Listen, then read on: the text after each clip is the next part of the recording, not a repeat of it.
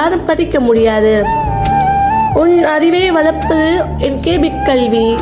உன் அறியாமை அகற்றுவது என் கேபிக் கல்வி. என் கேபி என்பது வெறும் 3 எழுத்து தான். ஆனால் மனிதர்களின் தலையெழுத்தை மாற்றும் எழுத்து. தொட முடியாத தூரத்தில் கனவு இருந்தால் தொட்டுவிடலாம் என்ற நம்பிக்கையில் இரு. உனக்கான வாய்ப்பை நீ ஏற்படுத்திக்கொள். என் கேபி என்று அழிக்க முடியாத சொத்து, அது யாருக்கும் அள்ள முடியாத முத்து.